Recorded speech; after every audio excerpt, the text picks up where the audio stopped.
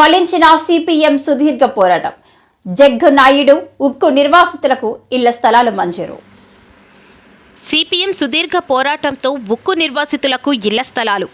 38 ఏళ్ల సుదీర్ఘ పోరాటం వల్ల ఎట్టకేలకు ఉక్కు నిర్వాసితులైన అగనంపూడి దగ్గరలోని కర్ణవాణిపాలెం, శనివాడ గ్రామాలకు చెందిన 97 మందికి రాష్ట్ర ప్రభుత్వం ఇళ్ల స్థలాలు కేటాయించడాన్ని సిపిఎం పోరాట విజయంగా ప్రకటిస్తుంది.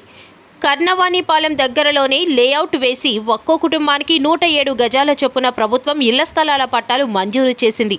ఉక్కు కర్మాగారం నిర్మాణానికి 68 గ్రామాల ప్రజలు 23,000 ఎకరాల భూమిని త్యాగం చేశారు.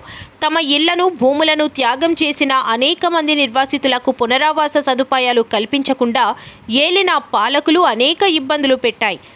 మొదటి నుంచి సిపిఎం ఉక్కు నిర్వాసితులకు అండగా ఉండి వారికి న్యాయం జరిగేలా అనేక పోరాటాలు చేసింది. కర్ణవాణిపాలెం, శనివాడ గ్రామాల్లో 119 ఉక్కు నిర్వాసిత కుటుంబాలకు పాలకులు రకరకాల కుంటి సాకులు చెప్పి చట్ట ప్రకారం ఇవ్వాల్సిన 107 గజాల ఇళ్ల స్థలాలు ఇవ్వకుండా తీవ్ర ఇబ్బందులకు గురి చేశాయి. రాష్ట్ర ప్రభుత్వాలు ఉక్కు యాజమాన్యం ఒకరికొకరు మాది కాదు బాధ్యత అని వివాదాలు సృష్టించి ఇన్నేళ్లు వారికి అన్యాయం చేస్తూ వచ్చాయి. వీరి నిర్లక్ష్యం వల్ల ఇన్నేళ్లు పూరి గుడిసెలో వీరు దయనీయమైన జీవితం గడపాల్సి వచ్చింది. వాళ్ళకి ఒక్కొక్కరికి 107 చదరపు గజాలు చొప్పున ఇళ్ల స్థలాలు ఇవ్వాలని చెప్పని 1981లో ఒప్పందం జరిగింది. ఆ రోజు సిపిఎం పార్టీ కోరింది భవిష్యత్తు కుటుంబాలు పెరుగుతాయి కాబట్టి 107 చదరపు గజాలు కాదు, కనీసం 5 సెంట్లు చొప్పున ఇవ్వాలని చెప్పని ఆ రోజు డిమాండ్ చేస్తాం. కానీ ఒప్పందంలో అది 107 చదరపు గజాలకే పరిమితమైంది. ఈ విధంగా నిర్వాసితులకు ఇవ్వాల్సిన ఇల్లుని గంగవరం, పెదగంట్యాడ, కణితి కాలనీ, అగనంపూడి ఈ ప్రాంతంలో ఉన్నటువంటి వాళ్ళకి ప్రభుత్వం స్థలాలు మంజూరు చేసింది. కానీ కర్ణవాణిపాలెం, శనివాడ గ్రామానికి సంబంధించినటువంటి నిర్వాసితులకి ఇంతవరకు పంపిణీ చేయకపోవడంతో ప్రభుత్వాలు మారుతున్నాయి, మంత్రులు మారుతున్నారు, ఎమ్మెల్యేలు మారుతున్నారు, అధికారులు మారుతున్నారు. నిర్వాసితులు మాత్రం ఇళ్ల స్థలాలు దక్కలేదు, వాళ్ళ కమలంలో మగ్గిపోతారని చెప్పినటువంటి ఆందోళనతో సిపిఎం పార్టీ బాధితులు సమీకరించి పెద్ద ఎత్తున అనేక రూపాల్లో ఆందోళన పోరాట కార్యక్రమాలు నిర్వహించింది. దీంతోపాటు జిల్లా కలెక్టర్లకి, మంత్రులకి, ముఖ్యమంత్రులకి వినతులు కానీ రాయబారం నడిపింది. కంటిన్యూస్గా వీరికి న్యాయం జరిగే వరకు పోరాటం చేయాలి అనే సంకల్పంతో సిపిఎం పార్టీ గత 38 సంవత్సరాల నుంచి వివిధ రూపాల్లో పోరాటం ఫలితంగా ఈరోజు ప్రజలకు న్యాయం జరిగిందని చెప్పడానికి మేము సంతోషిస్తున్నాం. పోరాటాలు జరిగితే వృధా పోవు, ఖచ్చితంగా తమ న్యాయమైన హక్కులు, సదుపాయాలు సాధించుకుంటారని చెప్పినది ఇది ఉదాహరణగా నిలుస్తుంది. దీంతో పాటే సిపిఎం పార్టీ మీద డిమాండ్ చేస్తున్నది, ఇళ్ల స్థలాలు అయితే ఇచ్చారు, ఆ ఇళ్ల స్థలాలు ఇల్లు కొట్టుకోవడం వీళ్ళంతా పేదలు కాబట్టి ప్రతి కుటుంబానికి 10 లక్షల రూపాయలు చొప్పున ప్రభుత్వం సహాయం అందించి వాళ్ళు ఇల్లు కట్టుకునేందుకు సహకరించాలని చెప్పని మేము డిమాండ్ చేస్తూ ఉన్నాం. అలాగే వీరికి 16,500 మందిలో ఇంతవరకు 8,500 మందికి ఉద్యోగాలు ఇచ్చారు, మిగతా 8,000 మందికి ఇంతవరకు ఉద్యోగాలు ఇవ్వలేదు. ఆ విధంగా కూడా అన్యాయం జరుగుతూ ఉంది. కాబట్టి కేంద్ర ప్రభుత్వం, రాష్ట్ర ప్రభుత్వం రెండు వెంటనే చిత్తశుద్ధితో ఈ నిర్వాసితులకి ఉద్యోగాలు కల్పించి చర్యలు చేపట్టాలని చెప్పని మేము డిమాండ్ చేస్తూ ఉన్నాం. కేంద్రం మీద రాష్ట్ర ప్రభుత్వం ఒత్తిడి తీసుకొచ్చి మీకు బాధ్యత ఉంది, జగన్మోహన్ రెడ్డి గారికి మీకు బాధ్యత ఉంది, మీ బాధ్యత సక్రమంగా నిర్వర్తించి మీరు కేంద్రం మీద ఒత్తిడి తీసుకొచ్చి ఎవరైనా నిర్వాసిత వరకు ఉద్యోగాలు లేకుండా ఈరోజు భూములు కోల్పోయి, ఆస్తులు కోల్పోయి, గ్రామాలు కోల్పోయి వీధిని పడ్డారో ఆ వీధిని పడినటువంటి నిర్వాసిత కుటుంబాలకి వెంటనే ఉద్యోగ అవకాశం కల్పించడానికి కోసం జగన్మోహన్ రెడ్డి గారు మోడీ ప్రభుత్వం ఒత్తిడి తీసుకురావాలి. మోడీ ప్రభుత్వం కూడా వెంటనే మీ మోసాలు కట్టిపెట్టి ఈ నిర్వాసితులు వెంటనే ఉద్యోగం కల్పించాలని చెప్పి డిమాండ్ చేస్తున్నాం. నిర్వాసితులకు ఉద్యోగాలు కల్పించే వరకు ఖచ్చితంగా సిపిఎం పార్టీ పోరాడుతుందని చెప్పని మీ ద్వారా తెలియజేస్తా ఉన్నాం. అభివృద్ధి సంక్షేమం టీడీపీతోనే రా కదిలిరా. వైసీపీ ప్రభుత్వంలో అభివృద్ధి ఎక్కడా జరగలేదని, టీడీపీతోనే అభివృద్ధి జరుగుతుందని అన్నారు. పూర్తిగా మునిగిపోయారు. దీనికి ప్రధానమైనటువంటి కారణం జగన్మోహన్ రెడ్డి అని చెప్పి తెలియజేస్తా ఉన్నా. ఇవాళ రైతు బాగుంటేనే ఈ రాష్ట్రం బాగుంటుంది. ఇవాళ రైతుల్ని సర్వనాశనం చేశారని కూడా తెలియజేసుకుంటూ, రైతే కాదు ఇవాళ రాష్ట్రంలో కీలకమైనటువంటి యువత ఎవరైతే ఉన్నారో ఆ యువతను కూడా పూర్తిగా ఈ ప్రభుత్వం వచ్చిన తర్వాత నిర్వీర్యం చేశారు. 2,30,000 ఉద్యోగాలు ఇస్తామన్నారు. ప్రతి సంవత్సరం జాబ్ క్యాలెండర్ తీస్తామన్నారు. జాబ్ క్యాలెండర్ ఎక్కడికి వెళ్ళిందో తెలియదు. 2,30,000 ఉద్యోగాలు ఎక్కడికి వెళ్ళాయో తెలియదు. ఆనాడు చంద్రబాబు నాయుడు గారు ఈ రాష్ట్రంలోకి పరిశ్రమలు తీసుకొచ్చి యువతకి పెద్ద ఎత్తున ఉద్యోగాల కల్పన చేసినటువంటి చరిత్ర ఆనాడు ఉంటే, ఈ ప్రభుత్వం వచ్చిన తర్వాత పరిశ్రమల మొత్తాన్ని కూడా పారదోలేశారు. ఈ రాష్ట్రంలో పరిశ్రమలు వచ్చే వాతావరణాన్నే ఈ యొక్క ముఖ్యమంత్రి చెడగొట్టేశాడని కూడా మరి ఈ సందర్భంగా తెలియజేసుకుంటూ, ఆనాడు చంద్రబాబు నాయుడు గారు యువతకి ఉద్యోగాలతో పాటు నిరుద్యోగ భృతి కూడా 6 లక్షల మందికి ఇచ్చారు. ఈ ప్రభుత్వం వచ్చిన తర్వాత 6 లక్షల మంది ఈ యొక్క ఏదైతే భృతి ఉందో నిరుద్యోగ భృతి, దాన్ని రద్దు చేసిన మాట వాస్తవం కాదా? ఇదేనా యువతను ఆదుకుంటామంటే జగన్మోహన్ రెడ్డి? నీకు ఎంత ఏళాకోళం అయ్యా యువత అంటే? నువ్వు ఆ రోజున పాదయాత్రలో ప్రతి యువకుడిని కేకేశావు, ముద్దు పెట్టావు, రమ్మన్నావు, జాబ్ క్యాలెండర్ అన్నావు, 2.5 లక్షల ఉద్యోగాలు అన్నావు. ఏమైపోయినాయ్యా?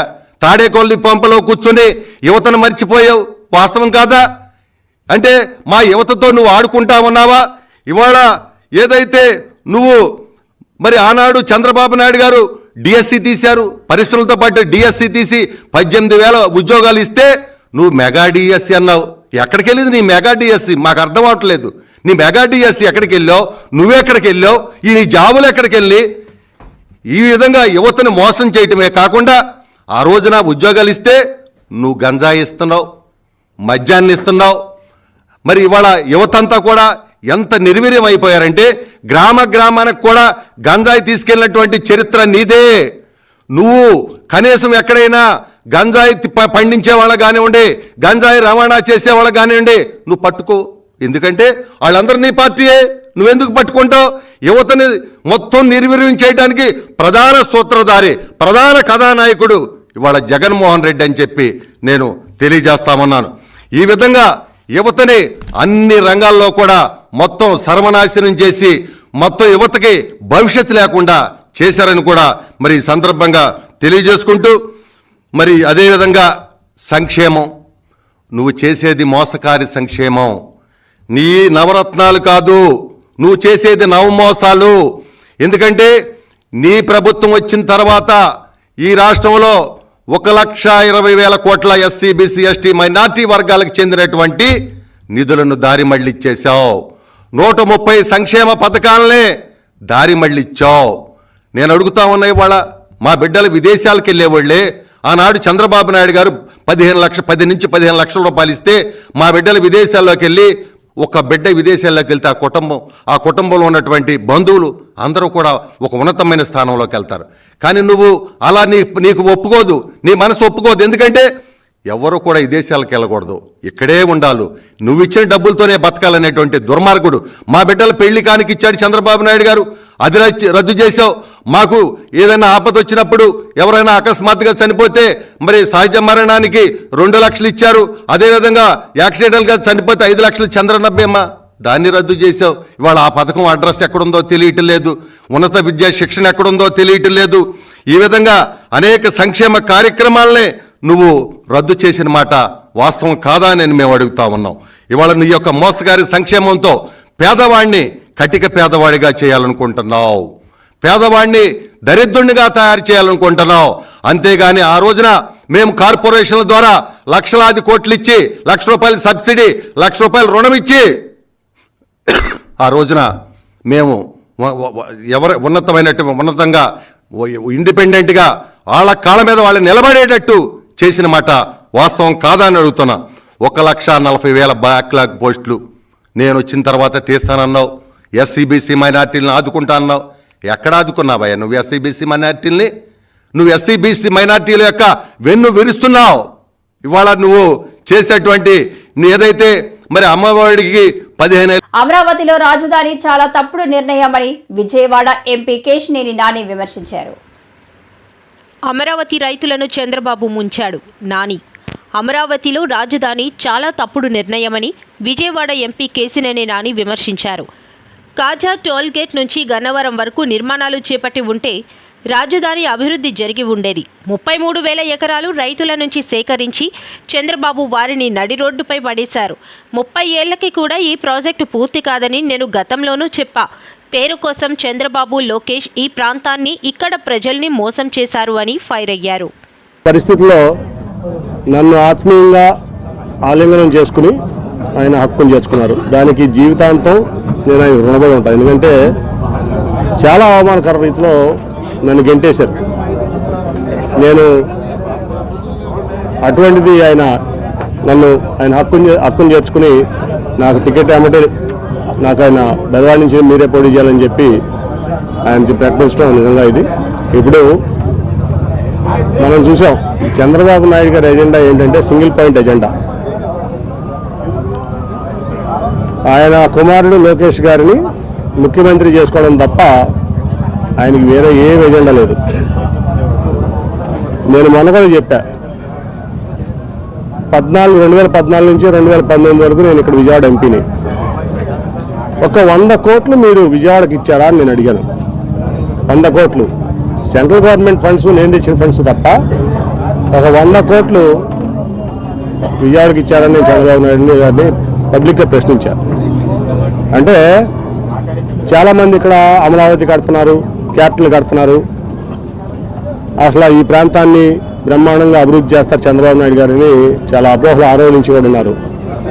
కానీ ఆయన అమరావతిని ఎట్లా డెవలప్ చేస్తారో నాకు తెలియదు. కానీ విజయవాడని మటుకు ఒక శ్మశానం లాగా తయారు చేయడానికి ఆయన కంకణం కట్టినారు. ఆయన ఓల్డ్ సిటీ చార్మినార్ లాగా విజయవాడని తయారు చేయాలని ఆయన యొక్క లక్ష్యం. ఎందుకో కానీ నాకు తెలియదు, విజయవాడ అంటే ఆయనకి చాలా చిన్నచూపు. మొదటి నుంచి కూడా ఇక్కడ ప్రజలన్నా విజయవాడ అన్నా ఆయన చాలా చిన్నచూపు. ఎప్పుడో ఆయన రైల్వే స్టేషన్లో ఎవరో టాక్సీ డ్రైవర్లో ఎవరో అవమానపరిచారంట. ఎప్పుడు ఆయన కెరీర్ రాజకీయ జీవితంలో కొత్తగా అదే చెప్తాడు నాకు ఎప్పుడు చెప్పిన ఆయన. ఇప్పుడు ఈ విజయవాడ అంటే ఆయన చాలా చిన్నచూపు. అందుకనే అన్ని రకాలుగా ఆయన చేయకపోయినా ఏదో నాకున్నటువంటి దీంతో ఈ ప్రాంతానికి చిత్తశుద్ధితో నేను తెచ్చుకున్నాను. ఆ రోజున ఎయిర్పోర్ట్ కూడా వద్దనుకున్నాడు ఆయన. ఇక్కడ 5,000 ఎకరాల్లో అమరావతిలో ఎయిర్పోర్ట్ పెడదాం,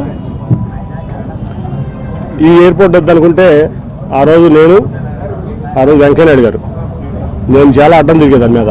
ఈ ఎయిర్పోర్ట్ ముందు పూర్తి చేయండి, తర్వాత 5,000 ఎకరాలు పూర్తి చేద్దాం అంటే వెంకయ్యనాయుడు గారు, సుజనా చౌదరి గారు మరి ఆ నేను పట్టుబెడితే ఆ రోజున ఆ ఎయిర్పోర్ట్ అయినా ఈ రకమైన 1000 కోట్లు సెంట్రల్ గవర్నమెంట్ ఫండ్ వచ్చింది, రూపాయి స్టేట్ గవర్నమెంట్ ఇచ్చింది లేదు. అంటే నేను ఈ ప్రాంతంలో రాజధానికి వ్యతిరేకం కాదు. నేను మొదటి నుంచి రాజధాని రైతులను అనేక కూడా చెప్పా, నేను ఈ ప్రాంతంలో రాజధాని ఉండడానికి వ్యతిరేకం కాదు. కట్టుకోండి రాజధాని. మీకు కృష్ణానది దాటిన తర్వాత మరి ఆ వారవతల నుంచి కాజ వరకు మీకు కావాల్సిన సెక్రటరియట్ లేకపోతే కౌన్సిలో లేకపోతే అసెంబ్లీలో, హైకోర్టులో ఇప్పుడు కట్టారు కదా, టీడీపీ ఆఫీస్ కట్టారు, డీజీపీ ఆఫీస్ కట్టారు. అలా కాజ బైపాస్ కాజలో కలుస్తుంది. కాజ నుంచి ఇక్కడ వరకు కట్టి ఉంటే ఈ బడికి బ్రహ్మాండమైన నగరం అయ్యేది 5 ఏళ్లలో. అది కట్టకుండా ఎక్కడో 55,000 ఎకరాలు 33,000 ఎకరాలు రైతులను మోసం చేసి వాళ్ళ రైతుల్ని రోడ్డు మీద పడేసి ఆయన ₹1 కూడా అప్పుడు గాజులు తీసి ఇచ్చింది, మరి డబ్బులు లేవని చెప్పి. అమరావతి ఫండ్ అన్నమాట. వాళ్ళ రైతులు ఎకరానికి 10,000 వేసుకుని వాళ్ళు బాగు చేసుకుంటున్నారు. వాళ్ళు కోర్టులు ఇబ్బంది పడుతున్నారు. అంటే నేను చెప్పేది ఏంటంటే, నువ్వు ఆ రోజున రాజధాని పెట్టాల్సింది కృష్ణానది వారం దాటిన తర్వాత కాజ మధ్యలో నీకు కావాల్సిన left side 9H left side right side కట్టుకుంటూ వెళ్తే బ్రహ్మాండ గన్నవరం ఎయిర్పోర్ట్ నుంచి గుంటూరు వరకు ఈ ప్రాంతం బ్రహ్మాండం అయ్యేది. నువ్వు నీ అనవసరం ల్యాండ్ మాఫియాకి వెళ్లకుండా, ల్యాండ్ దీనికి వెళ్లకుండా నువ్వు పాత అమరావతి నుంచి తెనాలి వరకు మాస్టర్ ప్లానింగ్ ఇచ్చుకుంటే ఇవాళ బ్రహ్మాండంగా ఈ నగరం ఈ ప్రాంతం డెవలప్ అయ్యేది. కావాలని చెప్పి ఎక్కడో తీసుకెళ్లి అమరావతిలో 33,000 ఎకరాల రైతులు మోసం చేసి, నేను మొదటి రోజు చెప్తున్నా, వాళ్ళు చెప్పడం కాదు. నేను ఫస్ట్ రోజున మా ఎంపీ కొనకళ్ళ నారాయణ గారు, నేను ఇంకెవరో 2 ఎమ్మెల్యేలు కూడా ఉన్నారు మాతో పాటు కారులో వెళ్తుంటే మోడీ గారు వచ్చిన శంకుస్థాపనకు ఆ రోజు చెప్పా, ఈ ప్రాజెక్టు 30 ఏళ్ళైనా పూర్తి అవ్వదు, ఎట్టి పరిస్థితులు అవ్వదు, ఇది అయ్యే ప్రాజెక్ట్ కాదు. ఎందుకంటే ఈ ప్రపంచంలో ఏ రాజైనా కోట కట్టాడు కానీ నగరాన్ని నిర్మించిన రాజు లేడు. వాళ్ళ వరకు కోట కట్టుకున్నాడు, కోటలో కావాల్సినటువంటి సెక్రటరియట్లో లేకపోతే ఏదో కట్టుకున్నాడు తప్ప ఎవరో కూడా నగరాన్ని నిర్మించిన రాజు లేడు ఇంతవరకు. కాబట్టి అనవసరంగా ఏదో షాజహాన్ తాజ్మహల్ కట్టాడు కాబట్టి ఆ పేరు వచ్చింది. కాబట్టి నేను అమరావతికి వెళ్తే అమరావతి అంటే ఎవరు చంద్రబాబు నాయుడు అని చెప్పి కొంతమంది భూమాఫియా ధరల చేతుల్లోకి వెళ్ళిపోయి బాబు కొడుకులు ఇద్దరు కూడా ఈ ప్రాంతాన్ని ఈ ప్రాంత ప్రజల్ని అట్లాగే 33,000 ఎకరాలు ఇచ్చిన అమరావతి రైతుల్ని మోసం చేశారు. మీరు అడగండి అమరావతి రైతులు కావాలి, నేను ఈ మాట అన్నాను లేదో ఫస్ట్లోనే చెప్పాను. నేను అమరావతి రైతులు నా దగ్గరికి వచ్చేట మోసం ఫస్ట్లో కొంచెం రైతులు ఇబ్బంది పడ్డారని నేను కొంచెం ఎమోషనల్ అయ్యా. ఒక నెల రోజుల తర్వాత ఆలోచించిన తర్వాత నేను చెప్పాను వాళ్ళకి, రైతులు నా దగ్గరికి వస్తే ఢిల్లీ వచ్చినా ఇదంతా చెప్పా, మిమ్మల్ని మోసం చేశారు చంద్రబాబు నాయుడు గారు, అసలు ఇక్కడ రాజధాని తప్పు అని ఆ రోజు నుంచి చెప్తున్నా. రాజధాని ఈ ప్రాంతంలో రావడానికి వ్యతిరేకం కాదు, మీడియా చెప్తున్నా, కరెక్ట్గా రిపోర్ట్ చేయండి మీరు చెప్పేది కూడా. లేకపోతే ఆ 5 ఏళ్లలో బ్రహ్మాండం ఈ ప్రాంతం ఇక్కడ బ్రహ్మాండం అయ్యేది, అంతా కూడా చక్కగా ఉండేది. నువ్వు 33,000 ఎకరాలు ఇచ్చిన రైతుల్ని మోసం చేశావు, నీ స్వార్థం కోసం ఈ ప్రాంతాన్ని మోసం చేశావు. విశాఖ వేదికగా వచ్చే నెల 2వ తేదీ నుంచి అంతర్జాతీయ టెస్ట్ క్రికెట్ మ్యాచ్ నిర్వహణ కోసం పక్కా ఏర్పాట్లు. ఏసీఏ కార్యదర్శి ఎస్ఆర్ గోపీనాథ్ రెడ్డి. విశాఖ వేదికగా వచ్చే నెల 2వ తేదీ నుంచి అంతర్జాతీయ టెస్ట్ క్రికెట్ మ్యాచ్ నిర్వహణ కోసం పక్కా ఏర్పాట్లు. ఏసీఏ కార్యదర్శి ఎస్ఆర్ గోపీనాథ్ రెడ్డి. ఫిబ్రవరి 2 నుంచి 6వ తేదీ వరకు విశాఖపట్నం వేదికగా భారత్ ఇంగ్లాండ్ జట్ల మధ్య 2వ అంతర్జాతీయ టెస్ట్ మ్యాచ్ విజయవంతంగా నిర్వహించేందుకు అవసరమైన అన్ని ఏర్పాట్లు చేయనున్నట్లు ఆంధ్ర క్రికెట్ అసోసియేషన్ కార్యదర్శి ఎస్ఆర్ గోపీనాథ్ రెడ్డి వెల్లడించారు. విశాఖపట్నం పిఎం పాలెంలోని డాక్టర్ వైఎస్ఆర్ ఏసీఏ వీడీసీఏ అంతర్జాతీయ క్రికెట్ స్టేడియంలో గురువారం మ్యాచ్ తొలి నిర్వాహక కమిటీ సమావేశం నిర్వహించారు. సమావేశానికి ఏసీఏ కార్యదర్శి ఎస్ఆర్ గోపీనాథ్ రెడ్డి, జిల్లా collector A Mallikarjuna, city police commissioner A Ravishankar, DCP Srinivasarao, GVMC additional commissioner Srinivas, ACA CEO doctor MV Sivareddy, CFO M Naveen Kumar తదితరులు పాల్గొన్నారు. అనంతరం ఏర్పాటు చేసిన మీడియా సమావేశంలో ఏసీఏ కార్యదర్శి ఎస్ఆర్ గోపీనాథ్ రెడ్డి మాట్లాడుతూ మ్యాచ్ నిర్వహణకు పకడ్బందీగా ఏర్పాట్లు చేస్తున్నట్లు వెల్లడించారు. రాష్ట్రంలో ఉన్న క్లబ్ ప్లేయర్స్ కేవలం ₹250కు 5 రోజుల పాటు మ్యాచ్ను తిలకించేందుకు అవకాశం కల్పించాలని నిర్ణయించినట్లు తెలిపారు.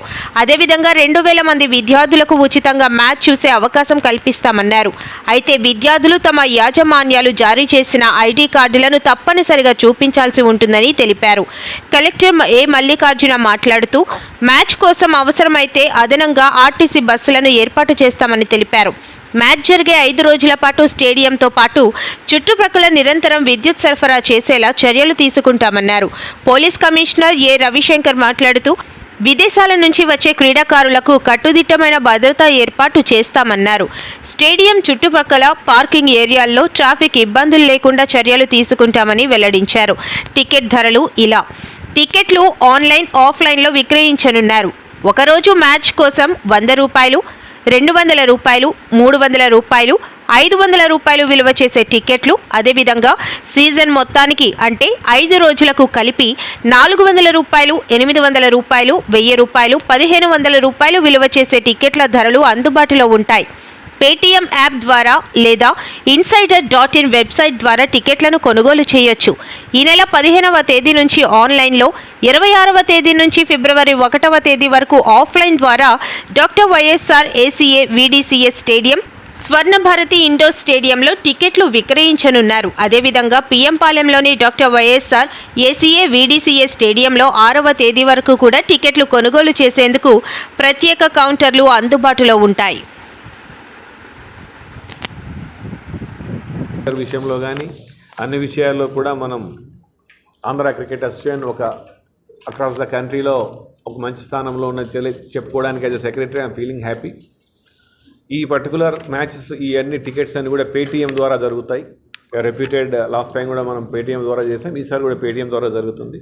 ఈ యొక్క మ్యాచ్ గురించి ఆర్గనైజింగ్ కమిటీ చైర్మన్ కలెక్టర్ గారిని అలానే సిపి గారిని కూడా మాట్లాడవలసింది కోరుతున్నాను సార్. 6 వరకు ఇంగ్లాండ్ అలాగే ఇండియా మధ్య మనకి రెండవ టెస్ట్ మ్యాచ్ కూడా జరగబోతూ ఉంది.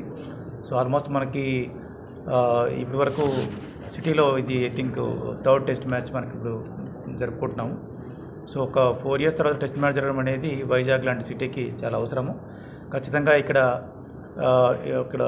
2 జట్లకు సంబంధించిన ప్లేయర్స్కి సెక్యూరిటీ ఏర్పాట్లు కానీ వాళ్ళకి కంఫర్ట్స్ కానీ అన్నీ కూడా మనకి ఆంధ్ర క్రికెట్ అసోసియేషన్ అలాగే పోలీస్ డిపార్ట్మెంట్ ద్వారా టేకప్ చేయడం జరుగుతుంది.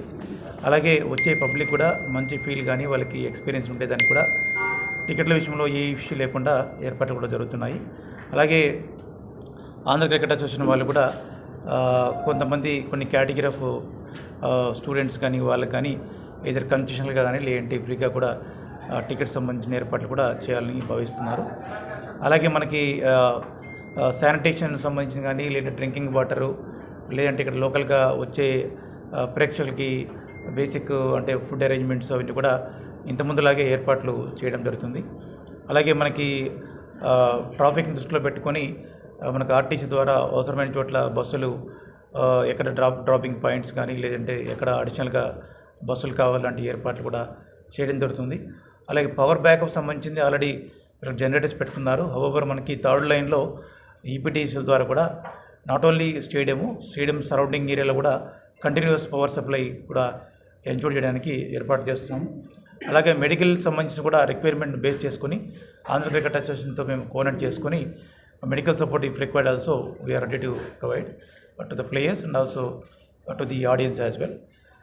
ఇది కాకుండా మనకి ఈ మ్యాచ్ చూడడానికి పెద్ద సంఖ్యలో అంటే విదేశీయులు కావచ్చు లేదంటే ఇతర రాష్ట్రాల నుంచి కావచ్చు మనకి టూరిస్టులు క్రికెట్ లవర్స్ కూడా ఇక్కడ రావడానికి స్కోప్ ఉంది. సో వాళ్ళందరినీ దృష్టిలో పెట్టుకుని కూడా మోరల్లెస్ మనకి టూరిజం సీజన్ మనకి కంటిన్యూ అవుతూ ఉంది. సో టూరిజం పాయింట్స్ అన్నీ కూడా మళ్ళీ ప్రాపర్గా మనం రివ్యాంప్ చేయడం. తూర్పు కనుమలలోని గిరిజనుల సంస్కృతి సాంప్రదాయాలు వారసత్వ సంపదను ప్రపంచానికి తెలియజేసేందుకు జనవరి 25 తేదీ నుంచి ఫిబ్రవరి 4వ తేదీ వరకు గిరిజన సంస్కృతి యాత్రను నిర్వహిస్తున్నట్లు వనవాసి కళ్యాణ ఆశ్రమం యాత్ర.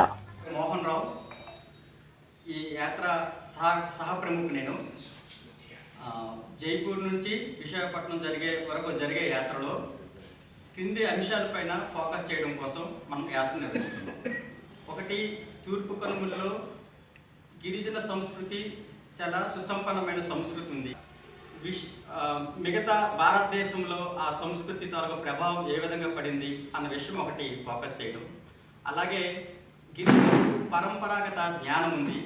ఆ జ్ఞానం పైన వారికి ఆత్మవిశ్వాసం పెంచుతూ మిగతా సమాజానికి వారికి ఉన్న జ్ఞానాన్ని తెలియజేయడం. అదేవిధంగా ఆ జ్ఞానం భారతదేశ అభివృద్ధికి ఏ విధంగా ఉపయోగపడింది, భవిష్యత్తులో దాన్ని ఎలా ఉపయోగించుకోవాలన్న విషయం పైన ఫోకస్ చేయడం. అలాగే గిరిజనులు మన తోటి భారతీయులే, వారికి వారి సంస్కృతి రక్షించుకోవడానికి వారి హక్కులు కాపాడుకోవడానికి మిగతా సమాజం అంతా వారికి చేదోడు వాదోడుగా ఉండాలని మిగతా సమాజానికి తెలియజేయడం. అలాగే ప్రభుత్వము రాజ్యాంగపరంగా 5-6 షెడ్యూల్ ద్వారా వారికి హక్కులు కల్పించబడ్డాయి. ఆ హక్కుల్ని రాజ్యాంగ స్ఫూర్తి మేరకు, రాజ్యాంగంలో ఏ స్ఫూర్తి మేరకు అయితే 5వ షెడ్యూల్ ప్రకటించారో ఆ స్ఫూర్తి మేరకు వారికి ఆ హక్కులు అందే విధంగా చేయడం, ఈ విధంగా ఫోకస్ చేస్తూ ఈ యాత్ర సాగిస్తాం. అయితే నాగేశ్వరరావు గిరిజన రథయాత్ర యొక్క ప్రధాన కార్యదర్శి. జనవరి 26వ తేదీన మనకి యొక్క యాత్ర ప్రారంభమవుతుంది. జనవరి 26 ఉదయం 10 గంటల నుంచి జైపూర్, ఒరిస్సా రాష్ట్రం జైపూర్ నుండి సూర్యమహల్లో ఇనాగ్రేషన్ ఉంటుంది. అక్కడి నుంచి బయలుదేరి దాదాపు 10 రోజుల రథయాత్ర ఉంటుంది. ఈ 10 రోజుల రథయాత్రలో 20 సభలు మనకు ప్లాన్ చేయడం జరిగింది. 20 చోట్ల సభలు పెడుతూ మీటింగ్లు పెడుతూ ఈ యొక్క ఉద్దేశాన్ని తెలియజేస్తూ వస్తాము. అయితే జనవరి 26 నుంచి ఫిబ్రవరి 4వ తేదీ వరకు ఈ రథయాత్ర జరుగుతుంది. ఒకటి జైపూర్లో ప్రారంభమై కోరాపుట్, బాదేలా, జోలాపూట్, ముంచెంపూట్, అరకులోయ, పెదవేలు, డుమ్మిరిగూడ, ఉక్కుంపేట, పాడేరు, మినుములూరు, వంట్లమామిడి,